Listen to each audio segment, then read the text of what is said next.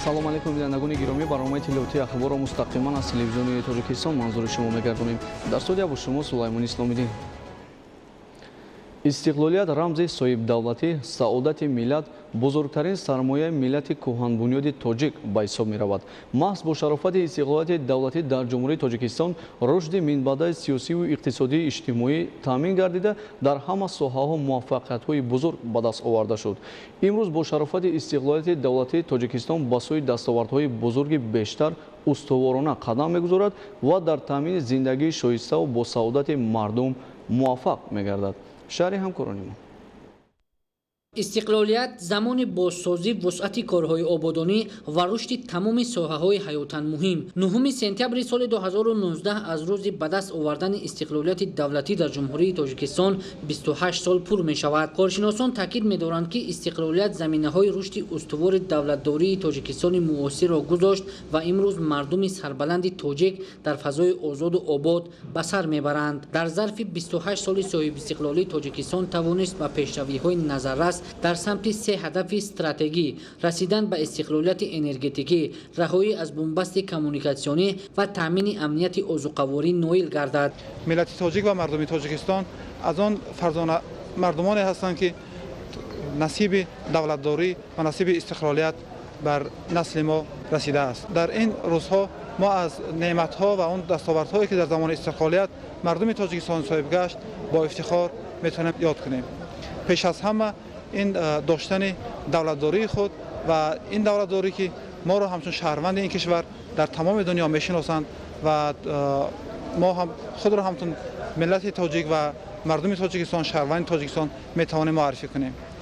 در زمان استقلالیت تاجیکستان و دستاوردهای نجیب مشرف گشت که والاترین دستاورد ما این زبان دولتی کسب کردن زبان تاجیکی است و در طول این سالهای استقلالیت زبان دولتی و مرتبه و مقام رسید که در چندین سالها از این مرتبه برخوردار نبود. در نتیجه اندیشیدن چاره‌های ضروری و توجه به واسطه پیشوای ملت محترم امام علی رحمان، رشد اقتصادی و اجتماعی شهر و ناحیه‌ها تامین گردیده برای ساکنان شرایط ارزنده زندگی فراهم آورده شد. مردم تاجیکستان پیشروی و بهتر شدن سطح زندگی خویش را ثمره استقلالیت دولتی معنی داد می‌کنند. مسئله دیگری که در سالهای اخیر ما از آن افتخار می‌کنیم این استوار گردیدن پایه‌های اقتصادی دولت است. از سالهای اول استقلالیت پیشوای معظم ملت اعلان داشتن 3 هدف استراتژی کشور، این تامین امنیت عضوقواری، رهایی یافتن از بنبست کمونیکاسیونی و تامین امنیت انرژتیکی بود که بر یک سطح استواری آنها ما موفق شدیم و تا 1 سال اخیر باز ما هدف 4 استراتژی این صنعتی کنونی کشور را پیش گرفتیم. بعد به دست آوردن استقلالیت دولتی جمهوری تاجیکستان در خریطه سیاسی جهان به صفت کشور مستقل معرفی گردید. محض استقلالیت دولتی بود که جمهوری تاجیکستان زیر سیاست موفقانه محترم امام علی رحمان در دوام 2 ساله اخیر در عرصه جهانی به صفت دولت تشبثکار اساسی در حل و فصل مشکلات وابسته به آب شناخته شد. حفظ استقلالیت دولتی و رسیدن به قدر این نعمت بی‌بها که برای مردم فرهنگ سالار تاجیک میسر گشته است قرض شهروندی است. نوریدین قربان با علی تقاضاده، عبیدالله سیولی برای برنامه اخبار. در شهر و ناحیه‌های ولایت سوق در دایره اقدام‌های انسان‌دوستانه از طرف صاحبکاران وطنی بنیاد راه و دیگر انشاءات خدمت‌رسانی ساخته به استفاده داده می‌شود. گزارش روزعلی رحمان و دلشاد یوسفی. در دهه زرافشان جماعت دهات مسجد نوی مسجد با اقدام رهبریت مقامات اجرایی حاکمیت دولتی ولایت سوخت و خاطر پاس داشتن خاطره معیار قشون‌های سرحدی سخنور عالمیان راهی کوچه دهه که افسر شجاع تولد و تربیت یافته است آباد و از نوسازی کرده می شود. راهی کوچه اساسی دهه زرافشان نوی مسجد ویران و فرسوده گردیده بود. با اقدام مقامات اجرایی حاکمیت دولتی ولایت سوخت راهی کوچه به مسافه 1.5 کیلومتر با پهنایی 7-8 متر با روانه نمودن مبلغ‌ها از بودجه ولایتی از ته کرسی از نو ساخته منفرش اساسی می‌گردد.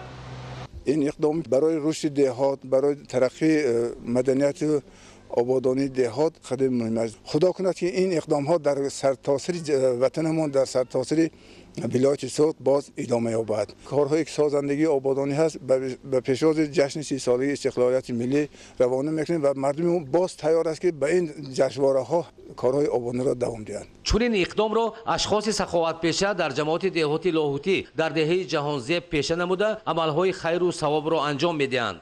اشخاص سخاوتپیشه مبلغ سفر حج را برای آبادی راه دهه بخشیدند و با سهمگذاری اهالی خصوصا صاحبکاران برونمرزی زادگان دهه راه دو کوچه منفرش اساسی گردید. در دهه کرکت جماعت دهاتی کروش نوحی سپیتامین عملی خیر و برابر با صدقه جاریه که ساکن دهه محمد علی عمرعلیف انجام داده است منفرش راه کوچه به نام ابو علی ابن سینا ساختن خط آب نوشاکی حوض آب با صرف مبلغی برای سفر حج جمع آورده‌اش و سهم اهالی پیروان نو پیدا کرده اشخاص سخاوتپیشه و اهالی دهه در کارهای بنیادکاری و آبادانی سهمگذاری می‌نمایند. این اقدام نیک را پیروان دیگر را پیدا شدند که برای گذراندن خط آب نوشاکی، برای ساختن میدانچه ورزشی چخیلی که می‌بینید، برای ساختمان مکتب، برای ساختمان پول و دیگر عملهای خیر. این البته صدقه جاریه می باشد که این همش برای رشد دهات، برای نیک اهالی مردم، برای آینده فرزندان خود مبلغ ها را صرف کرده ایستادند. ساکنان دهه موریک با درک آن که چنین عملهای سازندگی و آبادانی کاری ثواب کلان است با صرف 1 میلیون سومانی در دهه بنای فیلیال مکتب تحصیلات میانه عمومی رقم 5 را بنیاد می نمایند. چنین عملهای خیر و احسانکاری در دیگر شهر و ناحیه‌های ولایت سوخت اجرا کرده می شوند.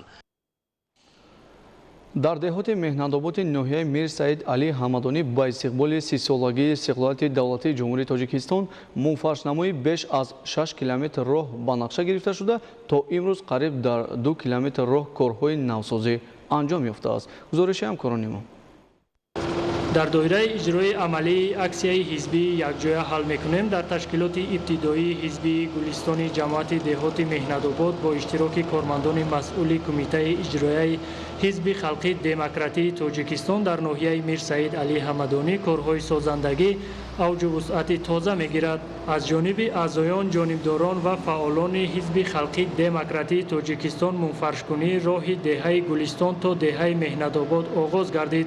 راه‌های محلی دهه‌های مذکور با استفاده از تکنیک و تجهیزات معاصر راهسازی مطابق به طلبات امروزه پورا نوسازی کرده شده رفت و آمد واسطه‌های نقلیات بهتر خواهد شد. این تدبیر سازنده به استقبال 30 سالگی استقلالیت دولتی جمهوری تاجیکستان عملی گردیده در آن خرد و بزرگ فعالانه شرکت می‌نمایند.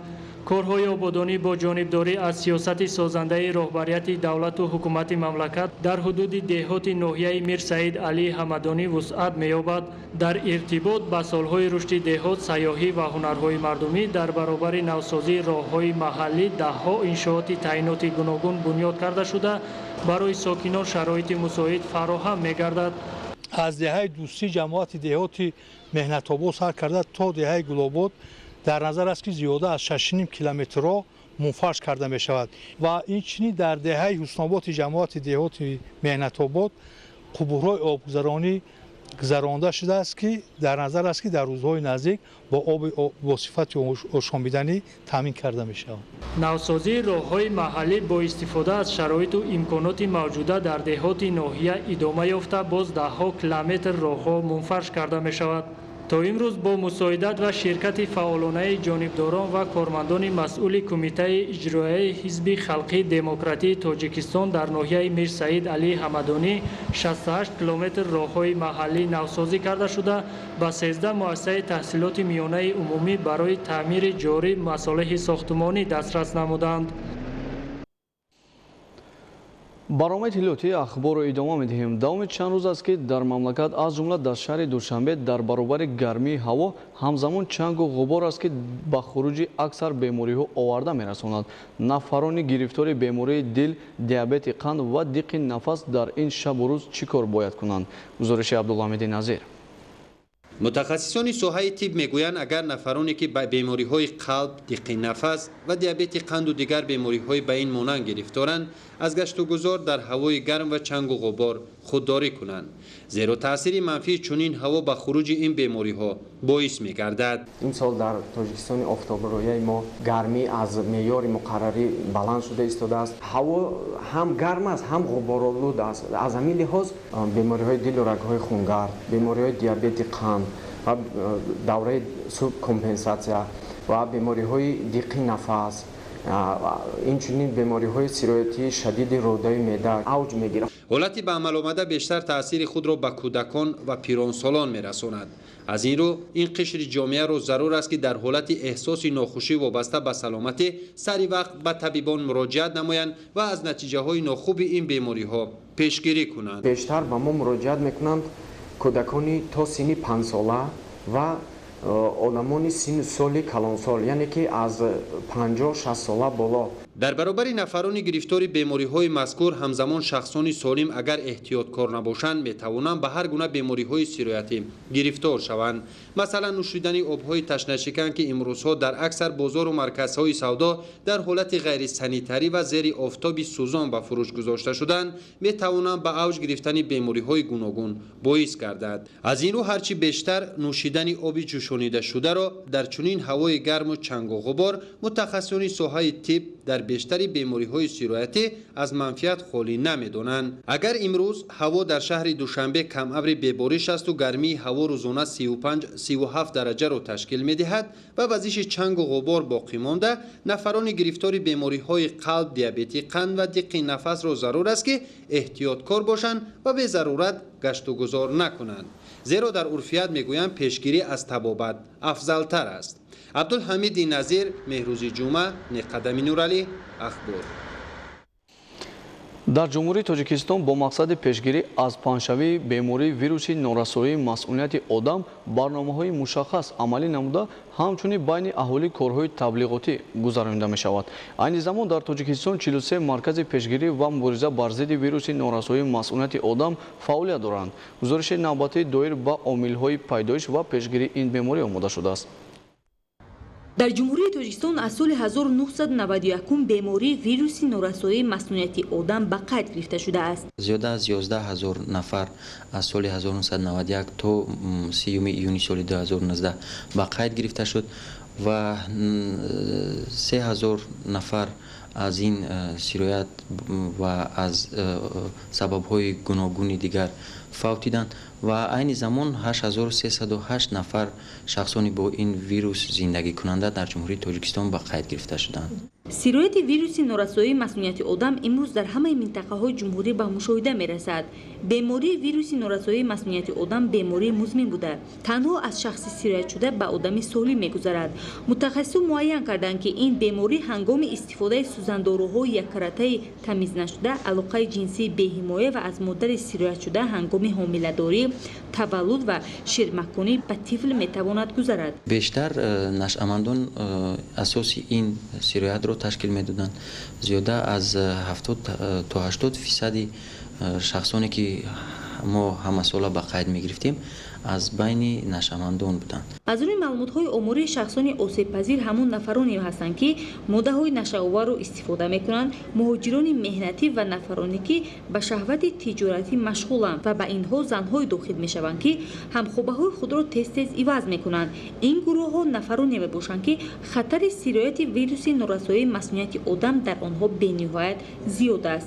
сирояти вируси норасоии маснунияти одам бештар дар байни синну соли ҷавон ба мушоҳида мерасад. дар ҷумҳурии тоҷикистон 43 маркази пешгирӣ ва мубориза бар зидди бемории вируси норасоии маснунияти одам фаъолият дорад. ҳар як шахс метавонад ба ин марказҳо муроҷиат намояд ва маълумотҳои заруриёт доир ба ин беморӣ дастрас кунад. ба ҳисоби миёна ҳар рӯз 20-25 намуна барои ташхиси тасдиқӣ ворид мешавад. агар шуду фаврӣ бошад, дар муддати як рӯз мо метавонем ки натиҷаи аниқа мо гирифта метиҳем.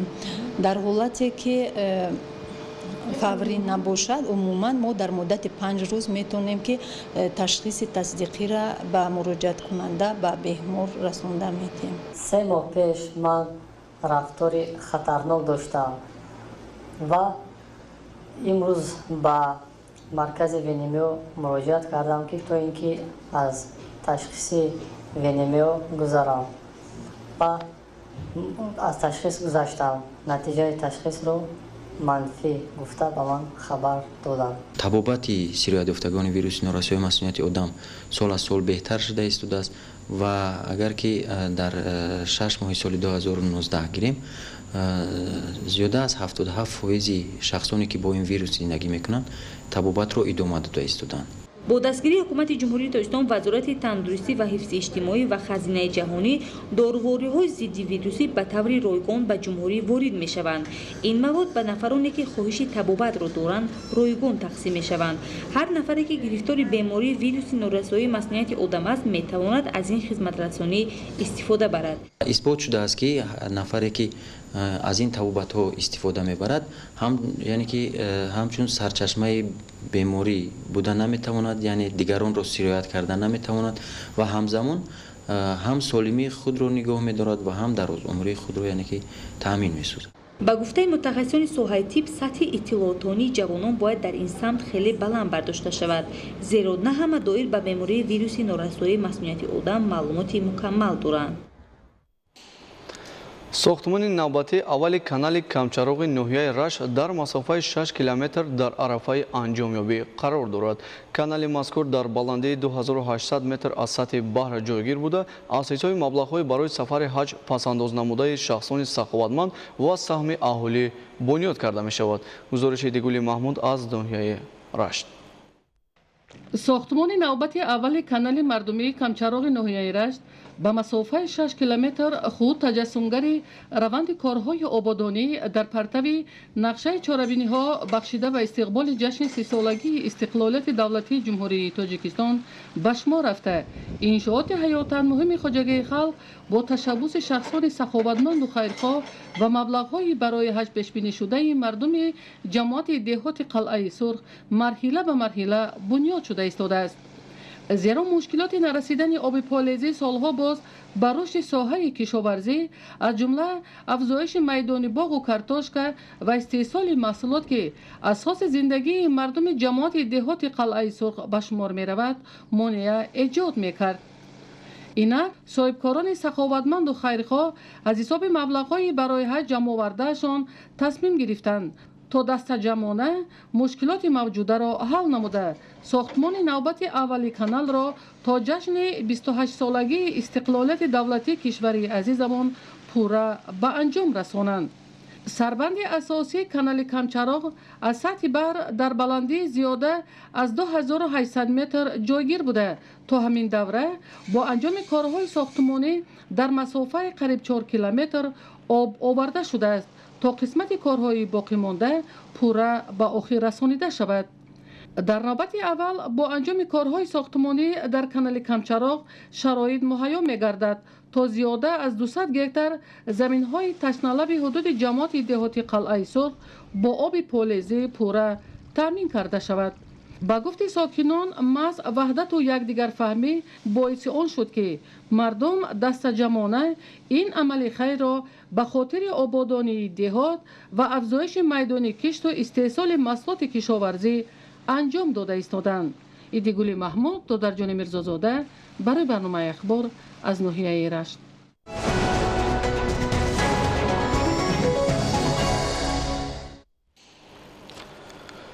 бинандагони гиромӣ, телевизиони Тоҷикистон инъикосгари муҳимтарин рӯйдодҳост ба мо бимонед.